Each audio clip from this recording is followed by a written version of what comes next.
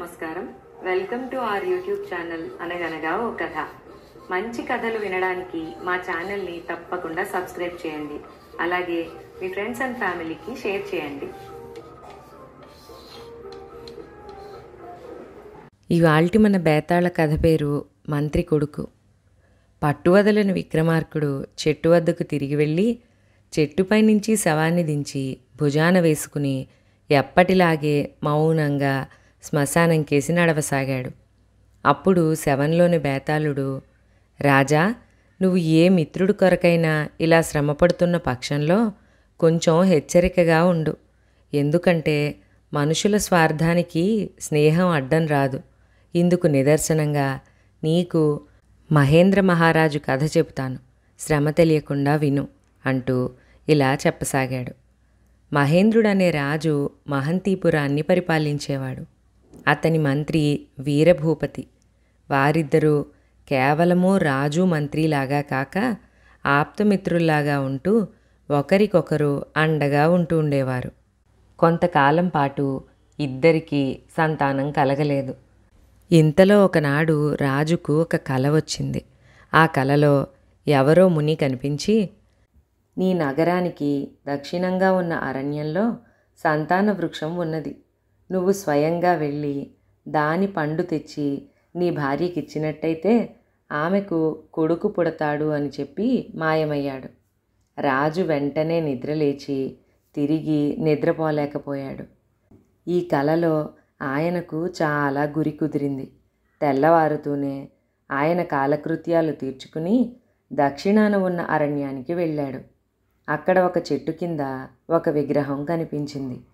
కలలో తనకు కనిపించిన మునిని పోలి ఉన్నది ఆ విగ్రహం. ఆ చెట్టున 2 పళ్ళున్నాయి. వాటిని చూడగానే రాజుకు తనకు 2 కొడుకులు కలిగితే బావుండు అనిపించింది. కానీ అంతలోనే మంత్రికి కూడా పిల్లలు లేరన్న సంగతి జ్ఞాపకం వచ్చింది. నాకు 2 కొడుకులు కలిగితే వాళ్ళు రాజ్యం కోసం దెబ్బలాడుకోవచ్చు. అంతకన్నా నాతో పాటే మంత్రికి కూడా ఒక కొడుకుంటే వాళ్ళిద్దరూ మాలాగే రాజు మంత్రిగా ఉండి చక్కగా రాజ్యపాలన చేస్తారు అనుకున్నాడు రాజు. ఆయన చెట్టున ఉన్న 2 పళ్ళు కోసి తెచ్చి ఒకటి తన భార్యకిచ్చి రెండవది మంత్రికిచ్చి అతని భార్యకి ఇవ్వమన్నాడు. రాజు భార్య మంత్రి భార్య గర్భవతులై ఒకే సమయానికి 2 కొడుకులను కన్నారు. రాజు కొడుక్కు విజయుడని, మంత్రి కొడుక్కు విమలుడని పేరు పెట్టారు.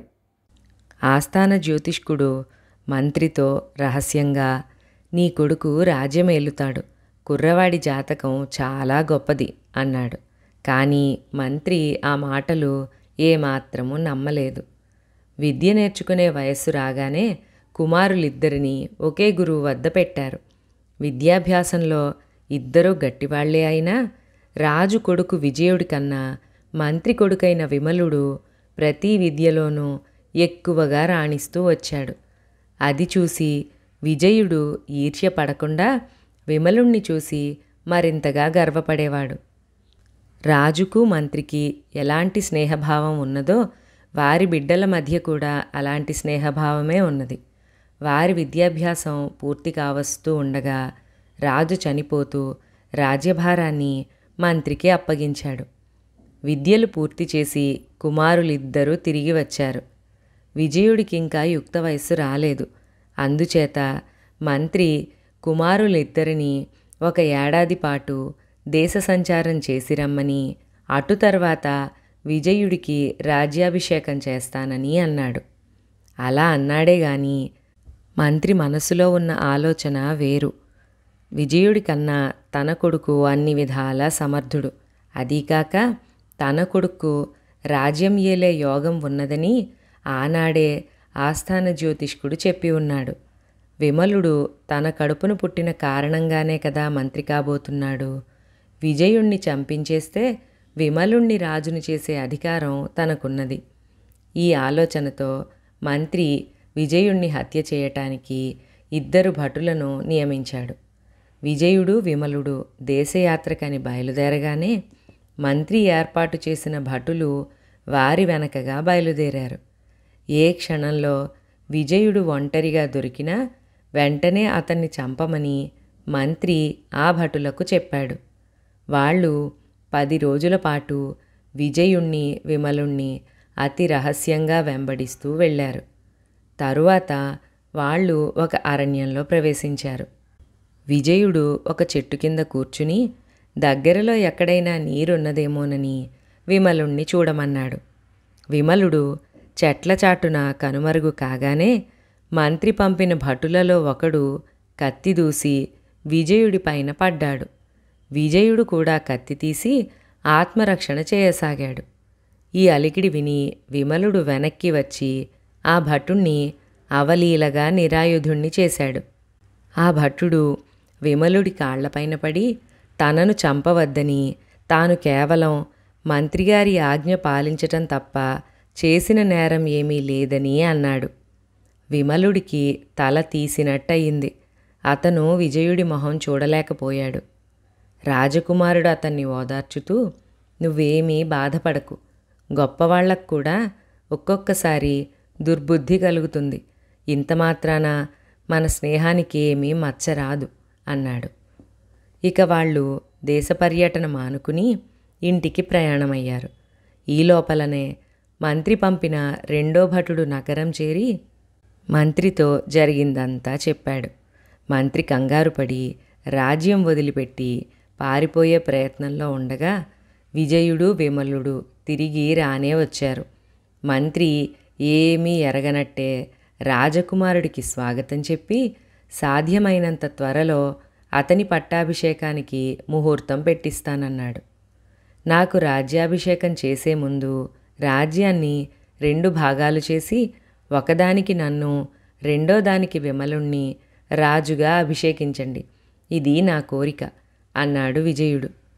మంత్రి మారు చెప్పకుండా అతను కోరిన ప్రకారమే చేశాడు. బేతాళుడి కథ చెప్పి, రాజా, నాకొక సందేహం.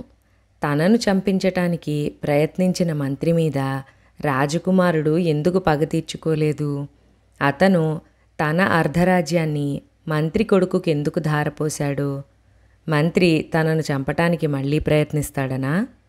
మంత్రి కొడుకు అర్ధరాజ్యం ఇచ్చినందువల్ల తనకు అలాంటి ప్రమాదం తప్పుతుందనా? ఈ అనుమానాలకు సమాధానం తెలిసి కూడా చెప్పకపోయావో నీ తల పగిలిపోతుంది అన్నాడు. బేతాళుడి ప్రశ్నలకు విక్రమార్కుడు, రాజకుమారుడు తనకు మంత్రి కుమారుడికి గల స్నేహాన్ని చాలా ముఖ్యంగా భావించాడన్నది స్పష్టమవుతోంది. మంత్రి రాజకుమారుణ్ణి చంపించాలని ప్రయత్నించినట్టు తెలియగానే మంత్రి కుమారుడు రాజకుమారుడి కేసి చూడలేకపోయాడు. అలాంటప్పుడు మంత్రిని రాజద్రోహి అని చంపిస్తే రాజకుమారుడికి మంత్రి కుమారుడికి మధ్య ఉన్న స్నేహం దెబ్బతినక తప్పదు. ఇకపోతే మైత్రికి సమానమైన హోదా తోడుగా ఉండాలన్నది కూడా రాజకుమారుడు తెలుసుకున్నాడు. తన తండ్రి మంత్రి ఎంతో స్నేహంగా ఉండేవారు. కానీ వారి మధ్య సమత్వం లేకపోయింది. ఒకరు రాజు, మరొకరు మంత్రి. రేపు రాజకుమారుడికి మంత్రి కుమారుడికి మధ్య ఇలాంటి అసమత్వమే ఏర్పడితే వారి మైత్రి శాశ్వతంగా నిలబడదు. అది గ్రహించిన రాజకుమారుడు తన మిత్రుడైన మంత్రి కుమారుడికి అర్ధరాజ్యం ఇచ్చి తన స్నేహానికి బలమైన పునాది వేసుకున్నాడు అన్నాడు. రాజుకు ఈ విధంగా మౌనభంగం కలగగానే బేతాళుడు శవంతో సహా మాయమై తిరిగి చెట్టెక్కాడు. ఇక్కడితో ఈ బేతాళ కథ సమాప్తం. మరొక మంచి కథతో మళ్ళీ కలుసుకుందాం. అంతవరకు సెలవు. మన ఛానల్ని మొదటిసారిగా చూస్తున్న వాళ్ళు ఎవరైనా ఉంటే మంచి కథలు వినడం కోసం తప్పకుండా సబ్స్క్రైబ్ చేసుకోండి.